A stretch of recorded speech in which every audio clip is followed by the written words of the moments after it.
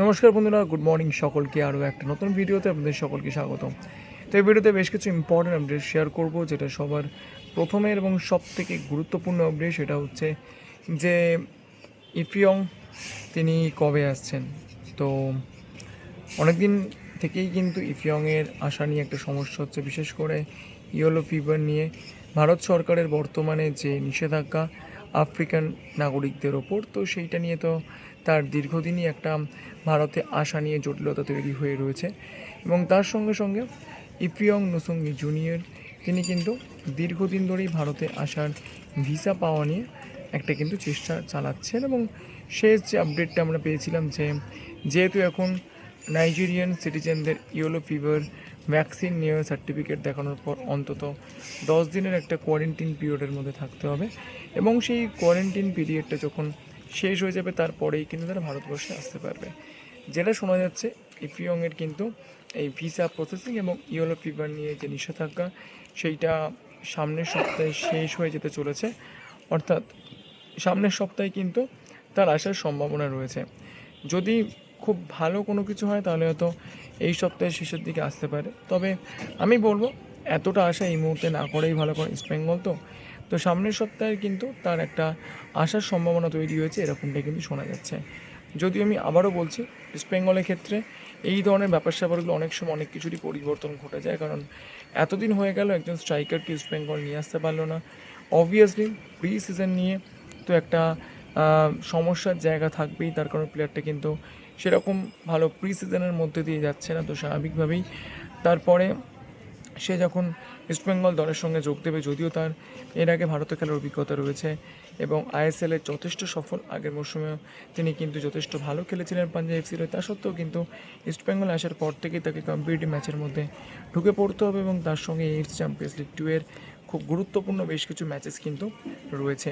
তো স্বাভাবিকভাবেই AFC champions league 2 এর মতো এরকম একটা হাই প্রোফাইল টুর্নামেন্টে খেলতে গেলে ইফিয়ং নুসঙ্গি জুনিয়রের সার্ভিস কিন্তু ইস্ট বেঙ্গলের দরকার, কিন্তু প্রি সিজন না করাটা তো অবশ্যই একটা বড় ফ্যাক্টর। অন্যদিকে যেটা ইস্ট বেঙ্গল ম্যানেজমেন্টের একটা আমি বলবো ড্রব্যাক, তার কারণ ম্যানেজমেন্ট যখন ভালো কাজ করে তখন আমরা ম্যানেজমেন্টের প্রশংসা করি, আবার যখন ম্যানেজমেন্ট খারাপ কাজ করে তখন কিন্তু সেইটা নিয়েও কথা বলতে হয়। আলেকজান্ডার সেডলার যে প্লেয়ারটি ব্যাপার নিয়ে কিন্তু ইস্ট বেঙ্গল কথাবার্তা ভাবছিল এবং চিন্তাভাবনাও কিন্তু ছিল এই প্লেয়ারটির বিষয় নিয়ে। প্লেয়ারটি কিন্তু যথেষ্ট ভালো প্লেয়ার। গত মরশুমে তিনি কিন্তু ইরানের ক্লাবে খেলেছিলেন, এএফসি চ্যাম্পিয়ন্স লিগ 2-তে খেলেছিলেন। সেই প্লেয়ারটি কিন্তু মানে বলা যায় ভারতবর্ষে আসার ব্যাপারে আগ্রহী ছিল, এবং তার এজেন্টও কিন্তু ইস্টবেঙ্গলের সঙ্গে যোগাযোগ করেছিল। মার্কেট ভ্যালু প্লেয়ারটির খুব বেশি নয়, এবং ন্যাচো মনসালভে, যেটা আমি বারবার বলেছিলাম, ন্যাচোকে নিয়ে যে যাই টুইট করুক না কেন, ন্যাচোকে ছাড়া ইস্টবেঙ্গলের পক্ষে কিন্তু একেবারেই খুব একটা সহজ হবে না। তো সেই ব্যাপারটাই কিন্তু হচ্ছে। ন্যাচোকে কিন্তু এখন ইস্টবেঙ্গল ছাড়তে পারেনি, কবে ছাড়তে পারবে বা ন্যাচোর ব্যাপারে কবে ইস্টবেঙ্গল কোনো সিদ্ধান্ত নিতে পারবে সেইটা নিয়েও কিন্তু যথেষ্ট ডাউটফুল জায়গা রয়েছে। তার কারণ আমি যেটা বারবারই বলছি, ন্যাচোকে ছাড়তে গেলে কিন্তু ইস্টবেঙ্গলকে অন্তত 6 মাসের স্যালারি দিয়ে তারপরেই কিন্তু ছাড়তে হবে। তো যাই হোক, আলেকজান্ডার সেডলার যে প্লেয়ারটির ব্যাপার নিয়ে ইস্টবেঙ্গল ভাবনা চিন্তা করছিল, তিনি কিন্তু সার্বিয়ান টপ ডিভিশনের ক্লাব আইএমটিতে সই করে দিয়েছেন। এটা কিন্তু আমি বলবো ইস্টবেঙ্গলের যে রিক্রুটমেন্ট প্রসিডিওর সেখানে কিন্তু একটা ড্রব্যাক বলা যেতেই পারে। তার কারণ ট্রান্সফার উইন্ডো শেষের পথে, যদিও ইস্টবেঙ্গল কোনো ক্লাবের প্লেয়ারকে নেবে এরকম তো নয়, ফ্রি প্লেয়ারকেই নেবে, তা সত্ত্বেও বলবো ট্রান্সফার উইন্ডোটা কিন্তু শেষের পথে, এরপরে কিন্তু ভালো প্লেয়ার পাওয়া সত্যি ডিফিকাল্ট হয়ে যাবে। আর অন্যদিকে ন্যাচো মনসালভেকে নিয়ে যে যাই টুইট করুক না কেন, ন্যাচোকে ছাড়া কিন্তু ইস্টবেঙ্গলের পক্ষে অত্যন্ত ডিফিকাল্ট, এইটুকু আমি করতে পারি। তো যাই হোক, এরপরে যে বিষয়টাতে আসবো, লি আরউইন একজন হাই প্রোফাইল স্কটিশ স্ট্রাইকার, তাকে কিন্তু চেন্নাই এফসি সই করাতে চলেছে। এটা কিন্তু ভারতীয় ফুটবলের জন্য একটা বিশাল বড় খবর।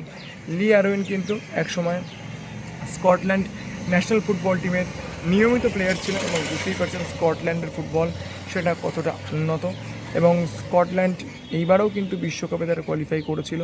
তো সেই দলে একসময় কিন্তু নিয়মিত তারকা ফুটবলার ছিলেন এই লি আরউইন। তো লি আরউইনকে কিন্তু চেন্নাই এফসি সই করিয়েছে, এবং মানে বলা যায় তাদের কিন্তু রিক্রুটমেন্ট এই সিজনে যথেষ্ট ভালো হয়েছে। যদিও তারা এই সিজনে 6জন ফরেনারকে হয়তো সই করাবে না, তারা 5জন ফরেনারকে সই করাবে। সেই মতো তাদের কিন্তু 5জন ফরেনারের কোটা কিন্তু ইতিমধ্যেই ফিনিশ হয়ে গিয়েছে। আইএসএল এক্সপিরিয়েন্স থাকা নুনো রেইস, মাদিতাল, এবং অবশ্যই তার সঙ্গে কিন্তু লি আরউইনের এই যে ইনক্লুশনটা, সেটা কিন্তু চেন্নাই এফসিকে যথেষ্ট স্বস্তি দেবে। এছাড়াও কিন্তু তারা নিকোলাকে নিয়েছে এবং তার সঙ্গে সঙ্গে রাওয়ান্ডার ন্যাশনাল টিমের প্লেয়ার একম্পকেও কিন্তু তারা সই করিয়েছে। তো স্বাভাবিকভাবে চেন্নাই এফসি কিন্তু এই সিজনে চ্যাম্পিয়ন হওয়ার মতোই যে দল গঠন করেছে, অন্তত বিদেশি রিক্রুটমেন্টের ক্ষেত্রে এরকমটা কিন্তু আমরা বলতেই পারি। তার কারণ তাদের 3জন এমন ফুটবলার রয়েছে যারা কিনা আইএসএলের সফল, এবং নুনো রেইস তিনি কিন্তু গত সিজনেও মুম্বাই সিটি এফসিরও যথেষ্ট ভালো ফুটবল খেলেছিলেন। মাদি তালালকে নিয়ে নতুন করে বলার মতো কিছুই নেই। মাদি তালালের যে কোয়ালিটি রয়েছে সেটা অবশ্যই ভারতের ফুটবলের নিরিখে সেটা কিন্তু যথেষ্টই ভালো। এবং অন্যদিকে লি আরুইনের ইনক্লুশন তাদের কিন্তু অ্যাটাকিংটাকেও স্ট্রং করবে, আর নিকোলার মতো একজন এস্টাবলিশড চ্যাম্পিয়ন আইএসএলে সেটাও কিন্তু চেন্নাই এফসিকে অনেকটাই যে শক্তিশালী করবে এরকমটা আমরা বলতেই পারি।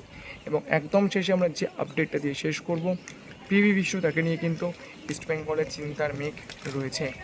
ইন্ডিয়ান আর্মির বিরুদ্ধে খেলার সময় কিন্তু তিনি একটি চোট পেয়েছিলেন, যদিও তার চোট খুব একটা গুরুতর নয় বলেই আমরা ভেবেছিলাম, কিন্তু যেটা এই মুহূর্তের লেটেস্ট আপডেট, অন্তত 1 মাসের জন্য কিন্তু তিনি মাঠের বাইরে চলে যেতে পারেন, সেই রকমও কিন্তু একটা সম্ভাবনা তৈরি হয়েছে। এখনও পর্যন্ত ইফিয়ং মুসুঙ্গি জুনিয়র ইস্টবেঙ্গলের প্র্যাকটিসে যোগ দেননি। ষষ্ঠ বিদেশি যে স্ট্রাইকার আসবে তাকেও কিন্তু ইস্টবেঙ্গল ফাইনালাইজ করে শেষ পর্যন্ত রাহুল আলকাইনাকে ইস্টবেঙ্গল নিতে পারেনি। তো সব মিলিয়ে পিভি বিষ্ণু তিনি কিন্তু আপফ্রন্টে একটা নির্ভরতা দিচ্ছিলেন জেসিনটিকে এবং ডেভিড লালনসাঙ্গার সঙ্গে, কিন্তু পিভি বিষ্ণুর চোট কিন্তু অবশ্যই অ্যান্থনি লোপেস আভাসকে যে বেশ কিছুটা চিন্তার মধ্যে রাখবে, সেই রকমটা কিন্তু বলা যেতেই পারে। আশা করব পিভি বিষ্ণু খুব দ্রুত সুস্থ হয়ে আবারও দলের সঙ্গে যোগ দেবেন, কিন্তু এখনও পর্যন্ত যে খবরটা পাওয়া যাচ্ছে তার চোট কিন্তু যথেষ্ট গুরুতর এবং অন্তত 1 মাস কিন্তু তাকে মাঠের বাইরে থাকতে হতে পারে। তো যাই হোক, এই পর্যন্তই ছিল আপডেট। যদি ভিডিওটা ভালো লাগে, ইনফরমেটিভ মনে হয়, অবশ্যই লাইক করবেন, শেয়ার করবেন, চ্যানেলটাকে সাবস্ক্রাইব করতে ভুলবেন না, কারণ সবসময় আমরা যেটা বলি আপনারা সাবস্ক্রাইব করলে কিন্তু আরও ভালো কাজ করে মোটিভেশন পাওয়া যায়। তো এখনকার মতো এই পর্যন্ত, দেখা হচ্ছে পরে কোনো ভিডিওতে।